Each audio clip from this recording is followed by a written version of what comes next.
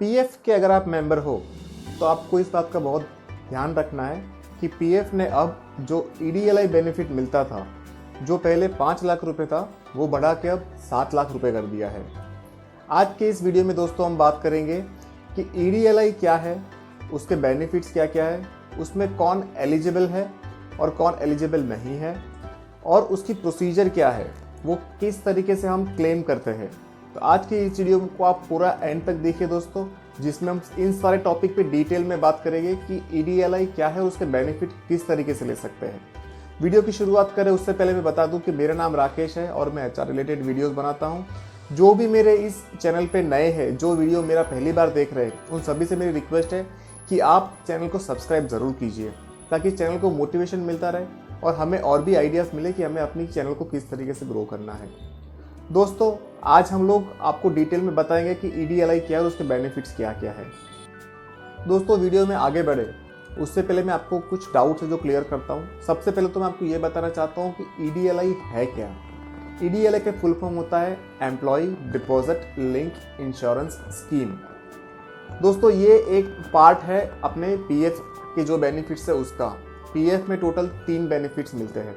एक होता है एम्प्लॉय प्रोविडेंट फंड, दूसरा होता है एम्प्लॉय पेंशन स्कीम जिसे हम ईपीएस कहते हैं, एम्प्लॉय प्रोविडेंट फंड है जिसे हम ईपीएफ कहते हैं, और तीसरा जो बेनिफिट मिलता है वो होता है EDLI, employ deposit link insurance scheme.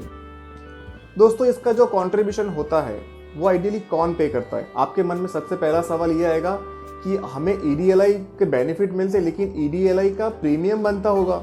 ईडीएलआई government हमको ऐसे तो दे नहीं रही है, तो ईडीएलआई का प्रीमियम कौन भरता है। तो दोस्तों, ईडीएलआई का जो प्रीमियम होता है वो भरती है कंपनी, जो आपके एम्प्लॉयर है वो पे करते हैं। आपको पता ही होगा दोस्तों कि आपकी जो बेसिक सैलरी, आपका बेसिक प्लस डीए बन के जो आपका सैलरी बनता है, उसका 12% आपका पीएफ कटता है। 12% आप अपने सैलरी से कटवा रहे हो, 12% आपको एम्प्लॉयर देता है, यानी कि आपका हो गया 24%। अभी जो कंपनी जो पीएफ देती है, कंपनी जो पीएफ में पैसा ऐड करती है, उसका बाइफर्केशन होता है। 3.67 जाता है आपके पीएफ अकाउंट में और 8.33% जाता है आपका पेंशन अकाउंट में। अब आप बात करोगे कि सर 12% हमने दिए वो भी आ गए, कंपनी जो 12% दे रही है वो भी आ गए, तो फिर ईडीएलआई का प्रीमियम कौन भरता है। तो दोस्तों, ईडीएलआई का प्रीमियम जो होता है वो कंपनी के एडमिनिस्ट्रेशन चार्जेस जो होते हैं वहां से कटता है। जो आपका बेसिक प्लस डीए बनता है, जिसके ऊपर आपका पीएफ कैलकुलेशन होता है, उसका 0.5% जो अमाउंट होता है वो होता है आपका ईडीएलआई का प्रीमियम। फॉर एग्जाम्पल, अगर मैं लेके चलता हूं कि एक एम्प्लॉय का बेसिक प्लस डीए मिला के होता है 15,000 रुपये, तो 15,000 का अगर मैं 0.5 करता हूं तो वो होता है 75 रुपीज़, यानी कि एक एम्प्लॉय के डेथ इंश्योरेंस का प्रीमियम जो बनता है वो बनता है 75 रुपीज़, जो कंपनी पे करती है, जिसमें एम्प्लॉय को कुछ भी नहीं देना होता। अब दोस्तों, आपको ये तो पता चल गया कि ईडीएलआई क्या है। अब सवाल आता है कि ईडीएलआई के बेनिफिट किसको मिलेगा, कौन से टाइप के एम्प्लॉयज़ है जो इस बेनिफिट को ले सकते हैं। दोस्तों, मैं यहाँ पे आपको बताना चाहता हूँ कि जितने भी एम्प्लॉय है जो पीएफ में मेंबर है, उन सभी को इसका बेनिफिट मिलेगा।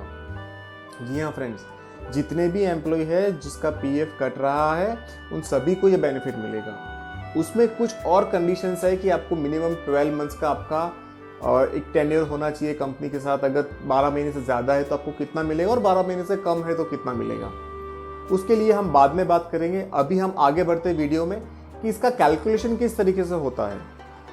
ये जैसे पीएफ डिपार्टमेंट कहता है कि हम लोग एम्प्लॉय के मर जाने पर, एम्प्लॉय का जो जब डेथ होती है, तो एम्प्लॉय की जो बेनिफिशियरी है, जो उसके नॉमिनीज है, उसको 7 लाख रुपए मिलेगा, तो उसका कैलकुलेशन होगा। ऐसे ही कोई रैंडम फिगर पकड़ के तो दे नहीं दिए कि 7 लाख रुपए देने हैं तो बस निकाल के दे दो।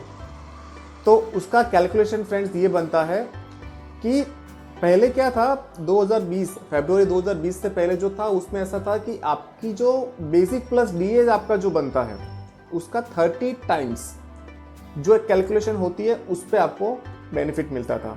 लेकिन अभी 28 अप्रैल 2021 में जो नया रिवीजन आया, उसमें फ्रेंड्स ऐसा है कि आपका जो बेसिक प्लस आपका डीए, जिसके ऊपर आपका पीएफ कंट्रीब्यूशन करता है, तो वो जो कैलकुलेशन होती है, उसका वो जो आपका अमाउंट बनता है, उसका गवर्नमेंट आपको, मतलब पीएफ डिपार्टमेंट आपको 35 टाइम्स ऐड करके देती है। आपको मैं मैथमेटिकली कैलकुलेट करके बताता हूँ। जैसे मान लो किसी एम्प्लॉय का बेसिक सैलरी और डीए, दोस्तों यहाँ पे मैं एक चीज़ आपको गौर करवाना चाहता हूँ कि इसका जो कट ऑफ है वो 15,000 पे है, कि मैक्सिमम आपका बेसिक और डीए 15,000 रुपये तक काउंट होगा। उससे ज़्यादा होगा तो आपका 15,000 पे लिमिट हो जाएगी, और कम है तो आपका एक्चुअल हो जाएगा।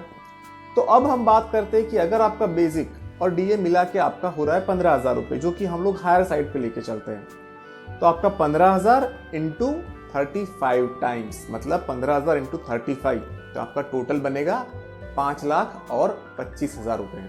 जी हाँ फ्रेंड्स, 5,25,000 रुपये। अभी आप कहोगे कि सर आपने तो 7 लाख बोला था, तो ये 1.75 लाख का क्या प्रॉब्लम है, वो क्यों नहीं मिल रहा है?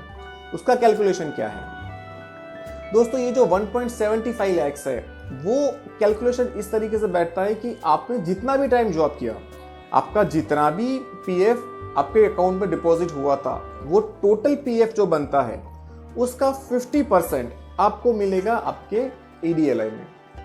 मतलब आपका जो एक्चुअल पीएफ है वो तो आप जब विड्रॉल करोगे वो तो मिलेगा ही मिलेगा, उसके ऊपर आपका ईडीएलआई में जो कैलकुलेशन बनता है, जो 7 लाख रुपए बनता है, उसका कैलकुलेशन में आपका 50% ऑफ आपका जितना बेसिक डिपॉजिट हुआ है वो भी आपको उसमें ऐड होके मिलेगा। लेकिन उसमें कंडीशन ये है कि आपका मैक्सिमम 1,75,000 रुपये तक का ही बेनिफिट होगा, यानी 5,25,000 प्लस 1,75,000 अगर आप टोटल करोगे तो आपका हो जाएगा 7 लाख रुपए।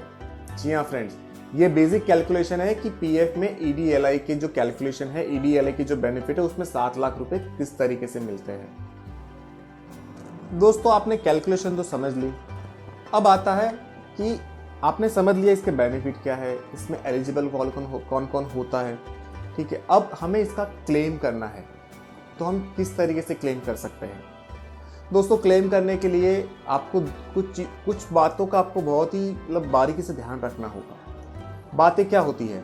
जैसे आपको ये ध्यान रखना है कि आपने अपना पीएफ नॉमिनेशन फॉर्म अपने कंपनी में सबमिट करवाया हो।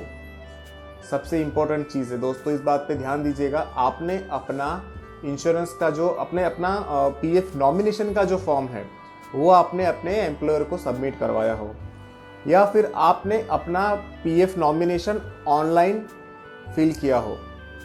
आपको आपका पीएफ का नॉमिनेशन ऑनलाइन करना है। अगर आपका नॉमिनेशन नहीं होगा तो आपको पीएफ, आपके मतलब एम्प्लॉय अगर मर जाता है तो उसकी फैमिली को डेथ क्लेम लेने में बहुत दिक्कत होती है। इसलिए आपको इस बात का बहुत ही ध्यान रखना है कि आपका नॉमिनेशन फॉर्म भरा हो और उसमें आपने अपने नॉमिनी की सारी इंफॉर्मेशन डाली हो। जी हाँ फ्रेंड, नॉमिनी होना बहुत ज़रूरी है, अदरवाइज वो पैसा आपको निकालने में बहुत दिक्कत होगी। तो आपने एक तो भर दिया नॉमिनी का फॉर्म। अब वो फॉर्म आपने भर दिया, सब कुछ आपने कर दिया, आपने अपनी नॉमिनेशन की डिटेल्स वहाँ पे सबमिट कर दी। अब आपकी फैमिली मेंबर्स को अगर इसका क्लेम लेना है तो वो किस तरीके से ले सकते हैं? दोस्तों उसके लिए हम जाएंगे मेरी कंप्यूटर स्क्रीन पर, जहाँ पर मैं दिखाऊंगा कि नॉमिनेशन का फॉर्म अगर भरना है तो वो किस तरीके से भरना है। उसमें दोस्तों बहुत ही आसान है। आपको यूनिफाइड मेंबर पोर्टल ओपन करना है, जहाँ पर आप अपना मेंबर लॉगिन करते हो। वहाँ ही नीचे आपको एक ऑप्शन दिख जाएगा जो आपको मेरे साइड में स्क्रीन पे दिख रहा होगा। आपको वहाँ पे देखो नीचे एक ऑप्शन दिया हुआ है डेथ क्लेम बेनिफिशियरी का, आपको वहाँ पे क्लिक करना है और उसके बाद जो इन्फॉर्मेशन दी गई है फॉर्म में वो भरनी है। अब सबसे बड़ा सवाल कि आपने डेथ क्लेम भर तो दिया, लेकिन साथ में सपोर्टिंग डॉक्यूमेंट्स होते हैं, क्योंकि बिना सपोर्ट के तो कुछ चलता नहीं अपने यहाँ पे। तो हमें सपोर्टिंग डॉक्यूमेंट्स क्या क्या देने हैं? तो देखिए दोस्तों, आपको स्क्रीन पे ये भी दिख रहा होगा कि कौन से सपोर्टिंग डॉक्यूमेंट्स देने हैं। ये रहा, देखिए आप लिस्ट ऑफ सपोर्टिंग डॉक्यूमेंट्स आप इसमें पूरा देख सकते हो। उतने सपोर्टिंग डॉक्यूमेंट्स आपके जो नॉमिनी हैं, जब कोई एम्प्लॉई के बिहाफ में क्लेम करेगा डेथ क्लेम, उनको इतने सारे डॉक्यूमेंट्स देने होते हैं। तो दोस्तों ये तो हुआ हमारा ऑनलाइन प्रोसेस। अब हम बात करते हैं कि मैनुअल प्रोसेस किस तरीके से करना है। उसके लिए फ्रेंड्स एक फॉर्म भरना होता है, फॉर्म IF, जो कि आपके एम्प्लॉयर को भरना रहता है। आप लिस्ट ऑफ डॉक्यूमेंट्स दोस्तों अभी भी वही रहेंगे जो आपने ऑनलाइन पे देखे, वही डॉक्यूमेंट्स आपको, अगर आप ऑफलाइन क्लेम प्रोसेस कर रहे हो तो आपको वही डॉक्यूमेंट ऑफलाइन में भी देने होते हैं। तो उसी की सारी इन्फॉर्मेशन आपको जो मैंने पहले बताई थी, इसलिए मैं उसको दोबारा रिपीट नहीं करूँगा। लिस्ट ऑफ डॉक्यूमेंट्स फ्रेंड्स वही रहेगा। करना क्या, आपको सारे फॉर्म्स भरने हैं। फॉर्म भरने के बाद आपको आपके एम्प्लॉयर को देना है। एम्प्लॉयर वो फॉर्म पे ऑथोराइज सिग्नेचर करेंगे और वही फॉर्म आपका सबमिट कर देंगे पीएफ में। अगर किसी वजह से मान लो कि आपकी पिछली कंपनी जो बंद हो गई है, तो उस कंडीशन में क्या करेंगे? उस कंडीशन में फ्रेंड्स ये ऑप्शन है कि या तो आप वही फॉर्म को गैजेटेड ऑफिसर से साइन करवा लीजिए और वही फॉर्म आप गैजेटेड ऑफिसर से साइन करवाने के बाद आप पीएफ ऑफिस में सबमिट करवा सकते हो। दोस्तों, वीडियो में आगे बढ़े उससे पहले मेरी आपसे एक रिक्वेस्ट है कि अगर आपको ये वीडियो यहाँ तक देखा है और आपको लगता है कि जो इन्फॉर्मेशन मैंने दी वो आपको काफ़ी हेल्पफुल हो रही है, तो फ्रेंड्स एक लाइक तो इस वीडियो को दे ही देना ताकि मुझे थोड़ा सा मोटिवेशन मिलता रहे। और अगर आपको लगता है कि मेरी जो प्रेजेंटेशन करने की जो मेरा तरीका है या जिस तरीके से आपको मैं समझा रहा, अगर उसमें कुछ गलतियाँ हो रही है मेरे से, तो आप प्लीज़ मुझे कमेंट में फीडबैक दे देना कि मुझे क्या इंप्रूवमेंट करना चाहिए। दोस्तों, वीडियो में आगे बढ़ते हैं। अब हम बात करते हैं एम्प्लॉयर साइड पे। अभी तक हम लोग बात करते थे एम्प्लॉय पॉइंट ऑफ व्यू से, अब हम बात करेंगे एम्प्लॉयर पॉइंट ऑफ व्यू से कि अगर आप किसी कंपनी के एचआर हो या फिर आप कंप्लायंस डिपार्टमेंट देखते हो, तो अगर बीइंग एम्प्लॉयर अगर आपके पास किसी एम्प्लॉय का डेथ क्लेम आता है तो आपको ऑनलाइन जाके उसमें क्या ऑप्शन सिलेक्ट करना पड़ता है? दोस्तों, उसमें दो ऑप्शन आता है। एक ऑप्शन आता है डेथ इन सर्विस और दूसरा ऑप्शन आता है डेथ अवे फ्रॉम सर्विस। दोस्तों, ये दोनों इंपॉर्टेंट टॉपिक्स हैं। अगर आपके मतलब विद इन द प्रेमाइसिस अगर ऑन ड्यूटी किसी एम्प्लॉय की डेथ होती है तो आपको सिलेक्ट करना है डेथ इन सर्विस, और अगर ऑफ टाइम पे अगर किसी एम्प्लॉय की डेथ होती है तो सिलेक्ट करना है डेथ अवे फ्रॉम सर्विस। लेकिन फ्रेंड्स, इसमें यहाँ पे मैं आपको एक टिप देना चाहूँगा। मान लो किसी कारणवश किसी एम्प्लॉय का एक्सीडेंट हुआ और एम्प्लॉय 2 महीने या 3 महीने तक बेड रेस्ट पे है और उसके बाद उसकी डेथ हो जाती है, तो उस कंडीशन में क्या करते हैं? आइडियली दोस्तों, ये मैंने देखा है, मैं कहीं किसी को क्लेम नहीं कर रहा हूँ कि ऐसी प्रैक्टिस हो रही है, बट ये मैंने कहीं कुछ केसेस में देखा है कि क्या करता है कंपनीज की पीएफ का जो एम्प्लॉय का जो क्लेम होता है उसमें नहीं दिखाते। जिस दिन एम्प्लॉय कंपनी में आना बंद हो गया उस दिन उसकी लास्ट वर्किंग डे दिखा देते हैं, और फिर 2 महीने बाद एम्प्लॉय जब मर जाता है, जब उसकी डेथ हो जाती है, तब एम्प्लॉय की फैमिली जब ईडीएलआई क्लेम करती है तो उसको उस कंडीशन में ईडीएलआई का क्लेम नहीं मिलेगा, क्योंकि एम्प्लॉय ने तो जॉब की नहीं है। कंपनी के हिसाब से तो आप 2 महीने पहले ही नौकरी छोड़ चुके हो। तो अगर ऐसी कोई सिचुएशन आती है तो आपको पहले से ध्यान रखना है कि आप जब भी किसी एम्प्लॉयर में ऐसी कंडीशन में कोई एम्प्लॉय आता है तो उसका आपको 2 महीने का नील रिटर्न फाइल कर देना है, लेकिन एम्प्लॉय को सिस्टम से एग्जिट नहीं करवाना है। उसका एडवांटेज देखिए, कहीं ना कहीं एम्प्लॉय को ही हो रहा है। तो आपको ये छोटी छोटी चीजें, लेकिन आपको इन सब बातों का बहुत ध्यान रखना होगा कि आपको कौन सा ऑप्शन सेलेक्ट करना है, किस कंडीशन में आता है, उसको किस तरीके से क्लेम करवाना होता है। आपने जब वो ऑप्शन सेलेक्ट करोगे फिर एक ऑनलाइन फॉर्म आता है, एम्प्लॉयर को वो ऑनलाइन फॉर्म भरना है और अपनी डिजिटल सिग्नेचर से वो फॉर्म को एक्नॉलेज करना है। अब दोस्तों, बात आती है कि आपने सारी इंफॉर्मेशन कर ली, क्लेम भर दिया, लेकिन क्लेम कितने टाइम में अप्रूव होता है? क्लेम अप्रूवल होने का भी कुछ टाइम होता होगा। तो दोस्तों, यहाँ पे मैं आपको बता दूं कि क्लेम अप्रूवल के लिए आपको मैक्सिमम 30 दिन लगते हैं।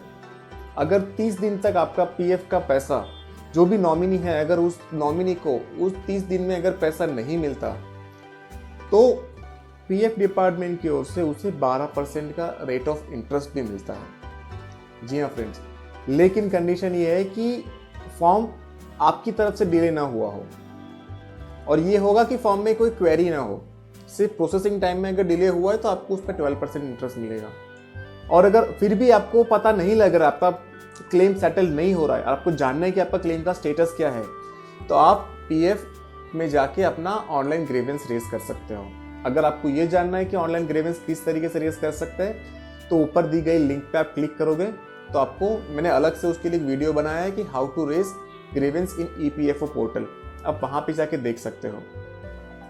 दोस्तों, ये तो हुई क्लेम करने की बात, एम्प्लॉय को पैसा मिल भी गया। अब मैं आपको कुछ इंपॉर्टेंट टिप्स देना चाहता हूं जो as a employ, as a PF member आपको इस बातों का बहुत ही बारीकी से ध्यान रखना है। और आप मेक श्योर रहे कि जो टिप मैं आपको अभी दे रहा हूं वो टिप आप काफी ध्यान से सुने, और जिसको भी ये रिलेवेंट लगता है वो जाके इस टिप को आगे फॉरवर्ड करे। मेरा पहला सजेशन ये है फ्रेंड्स कि आपको आपके फैमिली मेंबर्स को ईडीएलआई के बारे में बताना है। इसका फायदा फ्रेंड्स ये होगा कि इनकेस किसी भी कारणवश किसी भी पीएफ मेंबर की डेथ होती है तो उसके फैमिली मेंबर्स को ईडीएलआई बेनिफिट क्या है उसका पता चले। और दूसरी चीज ये है कि आपको आपका यूएएन नंबर जो है वो यूएएन नंबर आपको आपकी फैमिली के साथ शेयर करके रखना है। ताकि जब एम्प्लॉय कोई भी क्लेम करता है, जो भी नॉमिनी है, जब वो पीएफ का क्लेम करते हैं तो वो उनके पास आपकी सारी इंफॉर्मेशन अवेलेबल हो। जो भी बेनिफिशियरी है, अगर वो बेनिफिशियरी पीएफ पोर्टल पे जाके अगर डेथ क्लेम का जब आप क्लेम करोगे ऑनलाइन, तो उस वक्त जो बेनिफिशियरी का आधार नंबर आपने एनरोल करवाया होगा, उसी आधार नंबर पे ओटीपी आ जाएगा।